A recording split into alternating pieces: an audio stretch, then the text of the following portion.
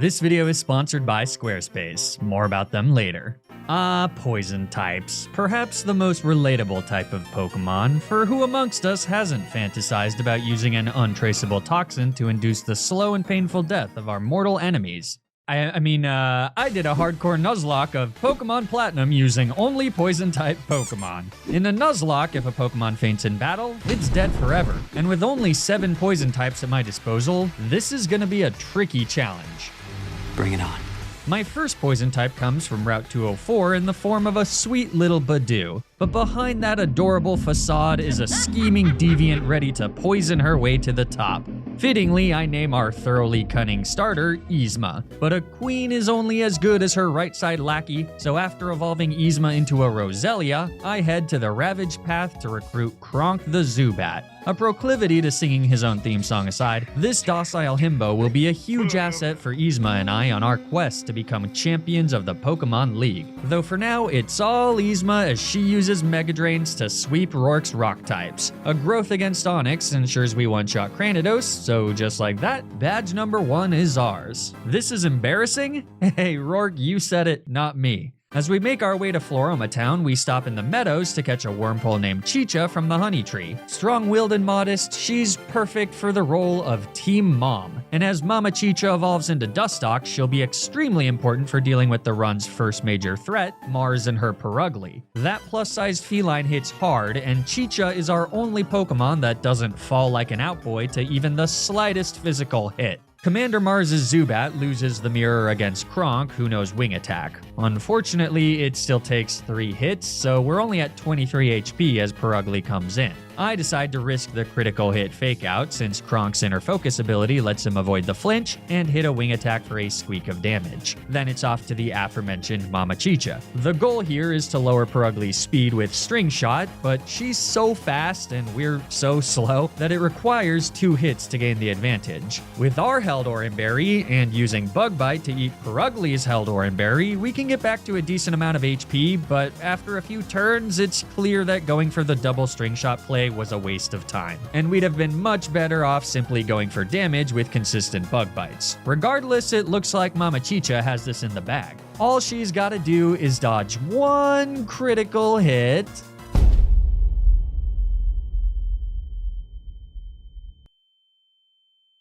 well, Yzma can revenge kill Purugly for the dub, but losing the Team Mom so early is pretty rough, especially with so few total encounters. 1 more death and we won't ever be able to have a full team of 6.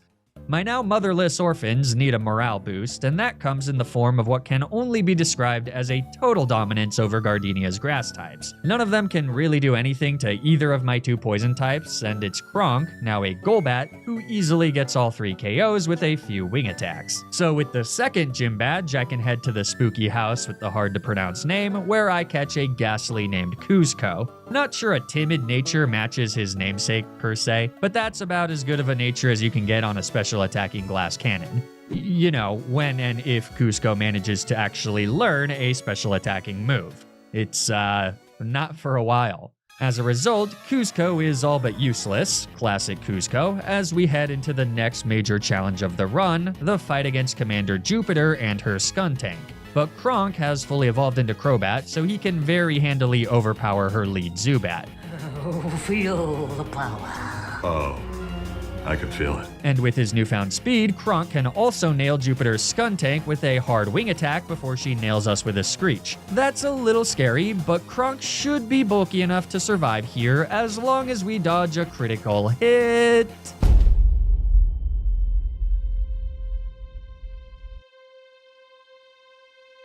Unlike last time, Yzma cannot come in for the easy revenge kill. She gets outsped, and 2 turns later falls to a Night Slash. So too does Kuzco, meaning that the run is over and it's time for a reset.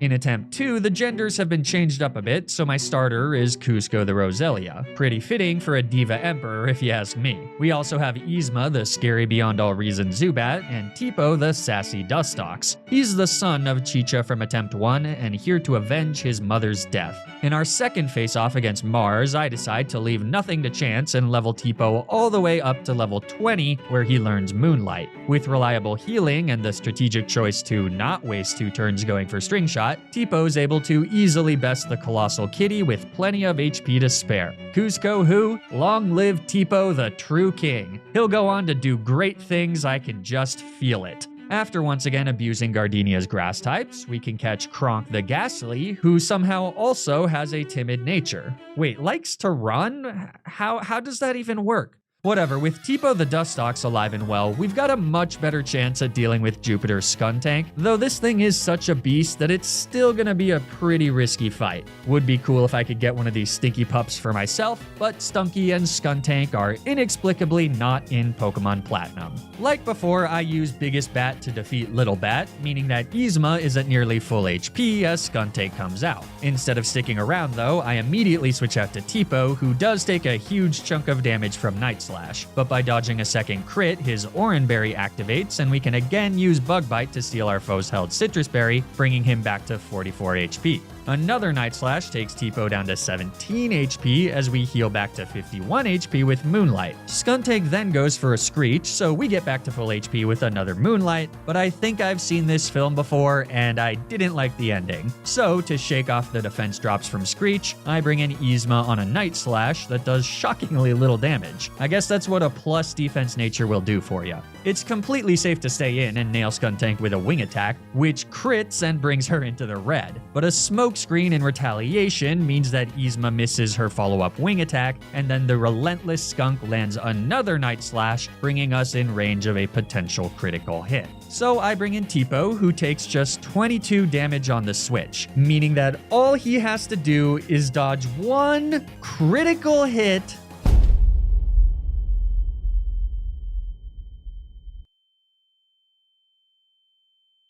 I guess Tipo's reign was short-lived. It is with great sadness that we mourn the departure of our beloved prince. His legacy will live on in our hearts for all eternity. Well, he ain't getting any deader. Back to work. Yzma takes the kill on Skuntank with another Wing Attack, so we've finally defeated Jupiter, but we again find ourselves in the precarious position of being one death away from never having a full team of 6 Pokemon. You might say that another death would leave a permanent space on your team, right? I thought we talked about this, Garchomp FJ. You're supposed to leave the Squarespace puns to me. But that one was pretty good. Hey! Folks, if you've spent any amount of time on the channel, you'll know that Squarespace has been a longtime sponsor of my videos. And that's because I genuinely think that they are the best at what they do. Squarespace is an online platform that helps you build and manage your own website. Whether that's an online store for your business, a personal blog for your thoughts, or a one-stop exclusive destination to find curated pictures of my corgi puppy, Poppy. It's 2024, so if you still haven't visited poppyhg.com, what the heck are you doing? Squarespace has a range of customizable templates that helped me give poppyhg.com that professional and polished feel. And with Squarespace's Fluid Engine design system featuring drag and drop technology, it was easy to quickly fine-tune every single detail, whether it's Poppy's About page or her brand new featured video page. Squarespace also has a ton of other really useful features to get the most out of your website, like analytic information about the traffic of your website, and Squarespace member areas, which can be used to connect with audiences and create exclusive members-only content. So if you're looking to start a website for your business or hobby, or corgi, then you should check out squarespace.com for a free trial. And when you're ready to launch your website, you can use my custom link to save 10% off your first purchase of a website or domain. Thanks so much to Squarespace for sponsoring this video. Now, let's get back to the challenge. Being one death away from never having a full team is pretty spooky, since we get no new encounters before facing off against Fantina's ghost types, pun very much intended. Her ace Mismagius knows Psybeam, which hits all 3 of my Pokemon for super effective damage. If only I could catch a dark type Pokemon here, maybe on, Route 206. Friggin' Jim Tendo. Instead, I gotta bank on Yzma being able to tank a few Psybeams and retaliate with bites. And Fantina's lead Duskull poses a bit of a problem for that plan, because I don't want Yzma getting burned with a Will-O-Wisp. So I start by having Cusco nail the bulky baby ghost with a Leech Seed. She goes for a Future Sight in retaliation, so I stay in and stall out some turns to let the damage on Duskull rack up. This does mean that Cusco gets hit by a Future Sight, which... Wow! Hey, Numbskull, Sunkern called and she wants her damage output back. I mean, give me a chance, Fantina. How am I supposed to win this fight with you firing off Future Sights for 7 damage?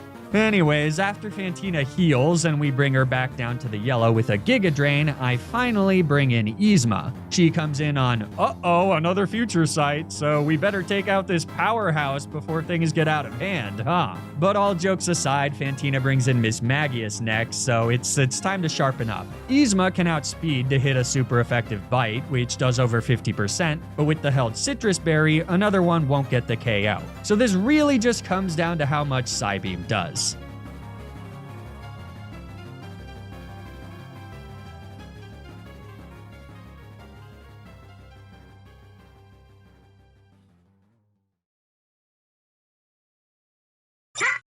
Well, what did we learn today, kids? We learned that bullying is wrong, and that karma is real, and that critical hits are stupid.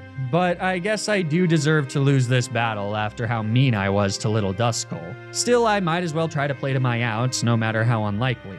Kronk, who is now a Haunter, is actually fast enough to outspeed Miss Magius here, but since he doesn't know a special attacking move, my only options are to either go for a Shadow Punch and hope for the crit, or confuse Miss Magius and hope that she hits herself in confusion. Neither is particularly likely, but I go for Confuse Ray, certain that Kronk will fall to a Shadow Ball and Duskull will get her final karmic revenge. But Miss Magius hits herself in confusion! Kronk lives for one more turn, which means we can nail Miss Magius with a Shadow Punch. It's not enough for the KO though, so once again, Kronk's life is on the line. Miss Magius hurts herself in confusion again. So she goes down and the battle is over. Fantina still has her own Haunter, but she just falls to 2 more Shadow Punches, missing a Hypnosis along the way, meaning that against all odds, I've won the 3rd gym badge and Attempt 2 is alive. Forget everything I said about bullying, kids. I've learned nothing and believing in karma is for suckers. But as joyous and arrogant as our victory may be, losing Yzma is pretty rough, because it means that Cusco and Kronk are now left to fend for themselves until we can get some more encounters. And before I can so much as leave Hearthome City, I have to fight my rival Jeffrey. Deep cut reference on the name there, so let me know if you know your Emperor's New Groove lore down in the comments. And while you're there, why don't you leave a like on the video and subscribe to the channel, since that really does help me out a lot. Anyways, a Staravia with Intimidate is not exactly what you want to be facing down when all you've got is a fully physical Haunter and a defensively frail Roselia. I decide that the latter is actually a better lead and instantly hit the Dopey Bird with a Leech Seed in case we need to switch to Kronk. But since Staravia just sets up with Double Team, I stay in to nail him with a Magical Leaf that never misses. Staravia then retaliates with a Wing Attack, which thankfully doesn't crit, letting Cusco fire off 1 more Magical Leaf for the KO. Looks like our luck is turning around. With Ponyta out, I switch to Kronk, who doesn't take much from Ember and can do decent damage with Shadow Claw. So the only way that this matchup goes poorly is if Ember burns, but that's only a 10% chance. Oh, come on! Well, whatever. With an Oranberry, Kronk is able to barely hold on and knock out the cow. Then it's back to Cusco as Prinplup takes the stage, with Giga Drains being more than enough for a 2-shot while also giving us enough HP to shrug off a few pecks. So all that's left is the Roselia Mirror, but with the level advantage and some good paralysis luck. I said with some good paralysis luck, we take the KO a few minutes later and make it past the Hearthome City rival fight. As Cusco, Kronk, and I continue our boys trip, we have to face off against 2 mandatory ace trainers on Route 215, which do have the potential to be run enders when you only have 2 Pokemon. Ace trainer Maya leads with a Roselia, who's dispatched by a few Shadow Claws from Kronk. Ralts comes in second and gets instantly KO'd by a Shadow Claw as well. Lickitung is forced to lock herself into Rollout, which she does as Cusco comes in, so we're free to take the KO with a few Giga Drains before the damage from Rollout gets too out of hand. That one went as well as we could have hoped. Against Ace Trainer Dennis, I switch leads so that Cusco can get the 2-hit KO on his Gligar. But that brings in Drifblim, who threatens with super effective Gusts on Cusco and super effective Ominous Winds on Kronk. Thankfully, Dennis lets us set up a Leech Seed on the first turn, more or less for free, as he simply goes for Stockpile. On the following turn, we just go for some light damage with Magical Leaf, and even though Drifblim now starts attacking with Gust, his HP stat is so high that the amount we recover from Leech Seed and Giga Drain is enough to make this pretty safe, especially because Dennis spends a lot of time trying to recover HP with Swallow and then setting back up with Stockpile.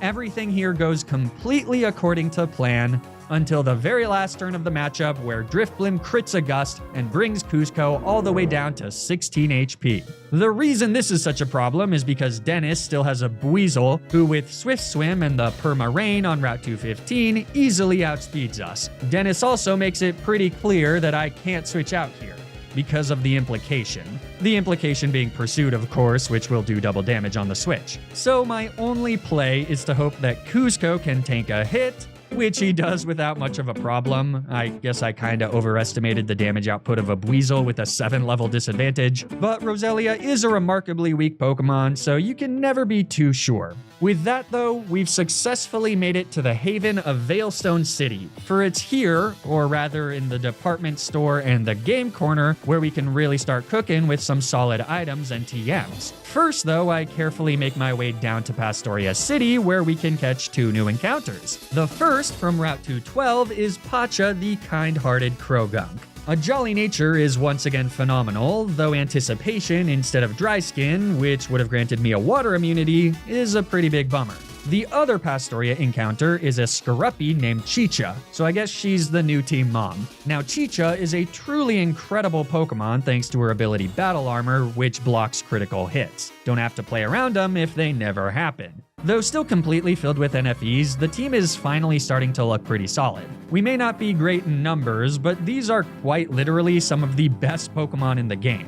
Or rather, their fully evolved forms are. Against Maylene, though, I am stuck with babies. The good news is that through TMs, I was finally able to teach Kronk some special attacking moves. But since we don't have a Ghost-type special move, my best bet against Meditite is still Shadow Claw, which is just barely not enough for the KO. But it's fine since Rock Tomb doesn't do much anyways, and since we're still faster, we can take the kill on the following turn. Machoke is also slow enough to still be outsped, and with Psychic we can get a clean KO. So last is Lucario, but since he will outspeed and deal big damage with Metal Claw, it's time for Mama Chicha's debut. She takes much more damage than I was expecting, but with a held Black Sludge and Protect, we can get back a decent chunk of HP. By the way, Black Sludge can be farmed from wild Krogunks. Anyways, the goal here was to set up a Swords Dance and then deal damage with Dig using the turn of Invulnerability to get back even more Black Sludge recovery so that we're never in danger of getting KO'd. But again, I grossly underestimated how much damage Luke would do, so it's looking like Chicha will really only be able to get off 1 hit before we need to switch out.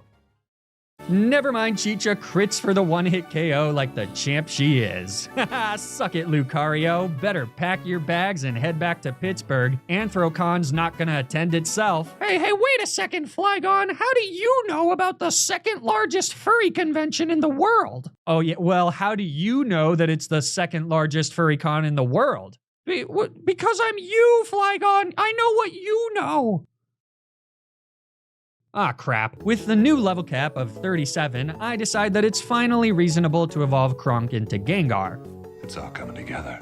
Pacha also evolves into Toxicroak right at the level cap, which is great, but neither here nor there since without Dry Skin, he's pretty useless into Crash or Wake's water types. Fortunately, the order that Wake sends out his Pokemon makes this extremely simple. Thunderbolts from Kronk one-shot Gyarados and Floatzel. Then to deal with Quagsire, I bring in Cusco, who one-shots with Giga Drain. Had Quagsire come out before Floatzel, that would have been a bit trickier, but oh well. The 5th gym badge is ours. And after smacking Cyrus around in Celestic Town and getting the HM for Surf, we can get the final encounter of the run, a Tentacruel named Bucky. Again, it sucks that I can only have 5 Pokemon for the rest of the playthrough, but Tentacruel is an absolute beast into the Platinum late game, as you'll see soon enough. And speaking of beasts, Chicha also evolves into Drapion, which makes the fight against our rival in Canalave. Wait, why is Drapion's sprite so small here? Look at how tiny she is. Anyways, Jeffrey gets Terabithia'd pretty handily here, mostly by Mini-Me, so next stop is the Canalave City Gym to face off against Byron, the deadbeat dad. Though I really shouldn't be making too much fun of him because he's literally a minor.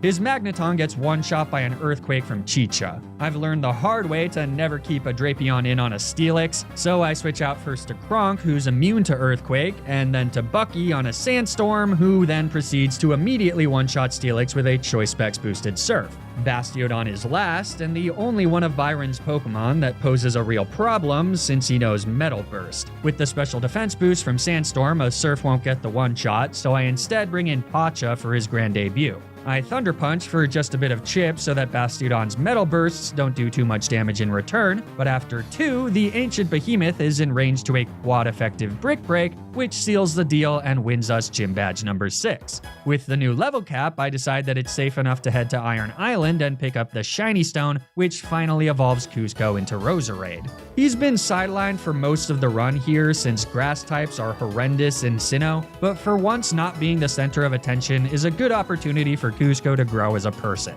And who knows, maybe he'll get his chance to shine soon enough. But it certainly won't be against Candace because this matchup is all Pacha. After setting up a Swords Dance, our jolly amphibian is able to one-shot Sneasel with a Brick Break, one-shot Piloswine with a Brick Break, one-shot Frostlass with a priority Sucker Punch, and one-shot Abomasnow with one final Brick Break. So that right there is the 7th Gym Badge. In Frog we trust.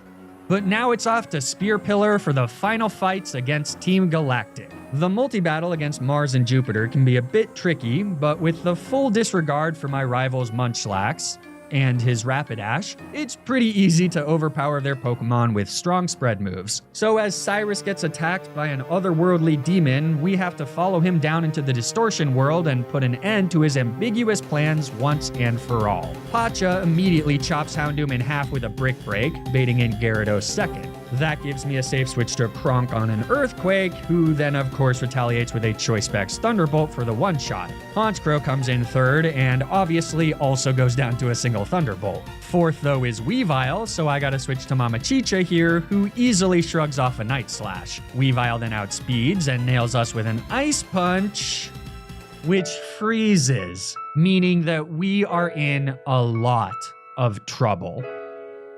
Psych, I have an Asperberry. Not my first rodeo, folks. With a Rock Tomb, we can lower the Zippy Weasel's speed, which means that we can outspeed on the following turn and take the KO with a lucky critical hit Earthquake. All that's left is Crobat, but with enough HP to tank a hit, we can nail him with another Rock Tomb and then switch out to Bucky on a soft Air Slash. With the speed drop, Bucky freely fires off an Ice Beam for the KO, winning the battle against Cyrus. But our time in the Distortion World isn't over because we've got to confront Giratina. This town ain't big enough for 2 ghost types Giratina, and Kronk's got a direct-to-DVD sequel to star in, so he ain't going nowhere. With a Choice Specs boosted Shadow Ball, Kronky eviscerates the demon of the underworld in one clean critical hit. I didn't do calcs here, so I have no idea if that crit mattered or if this was incredibly risky and I just went unpunished. But either way, Kronk has officially claimed dominion of the Distortion World,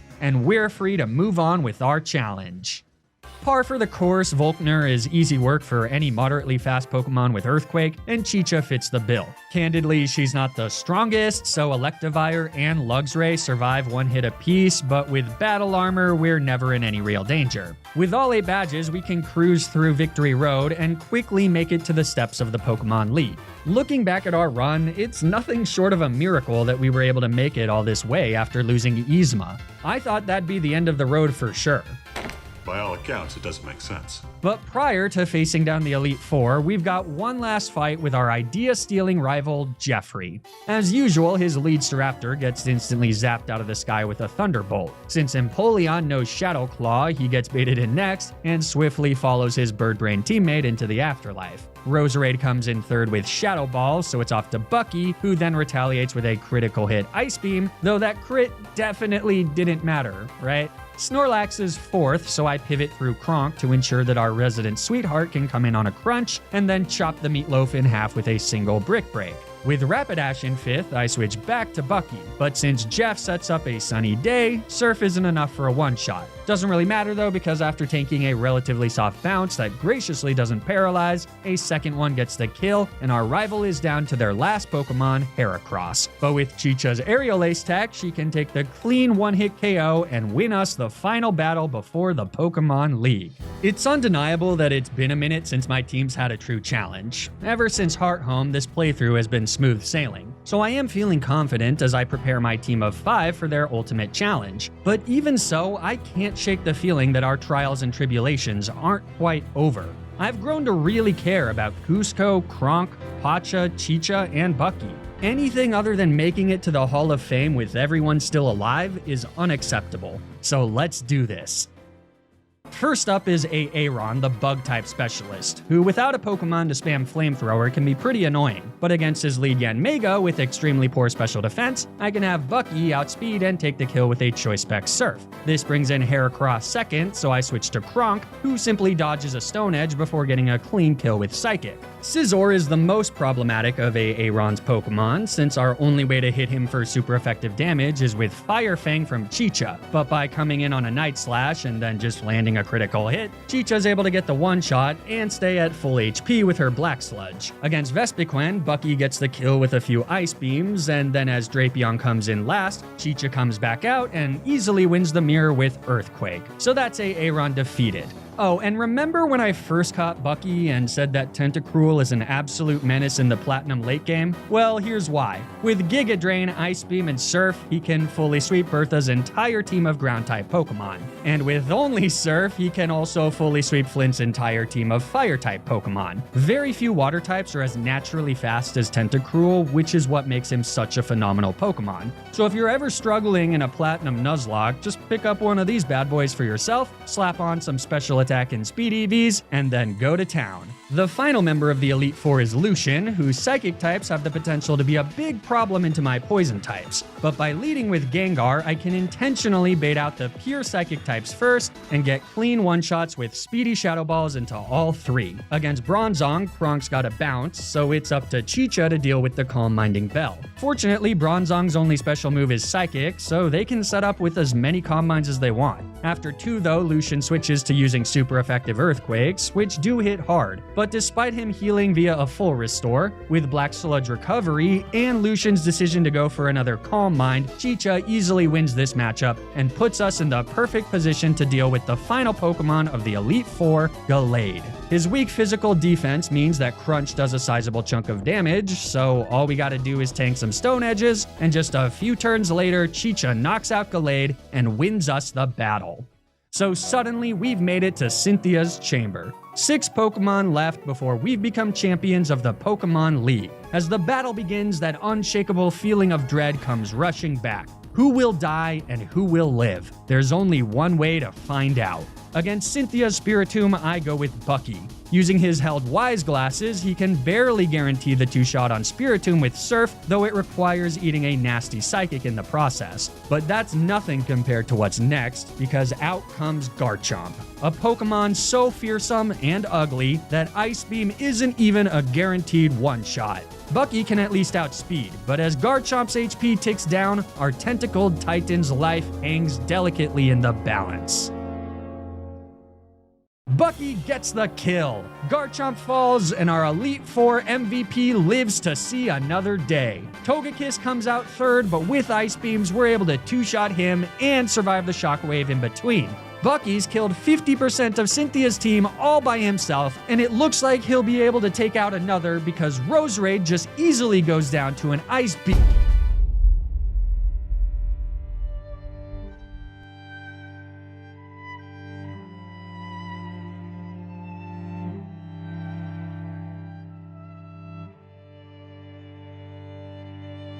What a brutal way to lose one of my best Pokemon.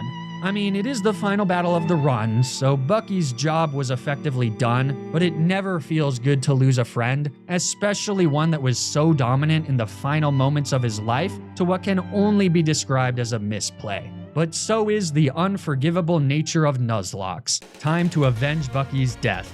Kronk is free to come in and kill Roserade with a Psychic, bringing Cynthia down to her final 2 Pokemon. Milotic comes in first, so I switch out to Chicha on a Mirror Coat. Then we hit the Sea Serpent with a semi-hard Crunch before tanking a nasty Surf for just over 50%. But with that, I can bring in Cusco on a critical hit Surf for his long-awaited moment in the spotlight. With a Grass Knot, he takes the kill on Cynthia's penultimate Pokemon.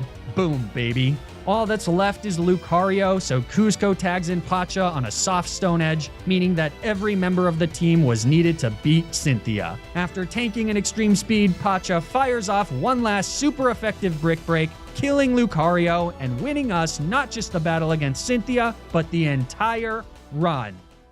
This is only my second Poison-type monologue, and it was so much different from my first in Pokemon Fire Red.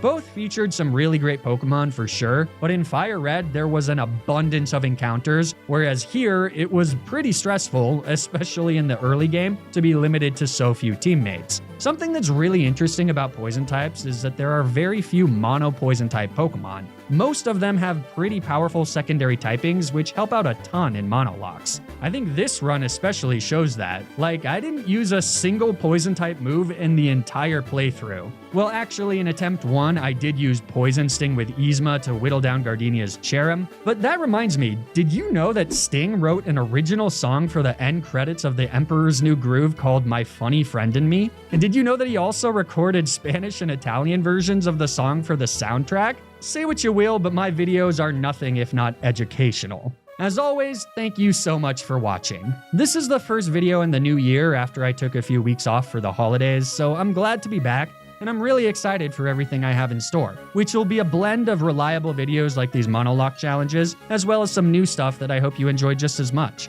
So stay tuned for all of that, and until then... Squeak, squeak, squeak, squeak, squeakers. Squeaking.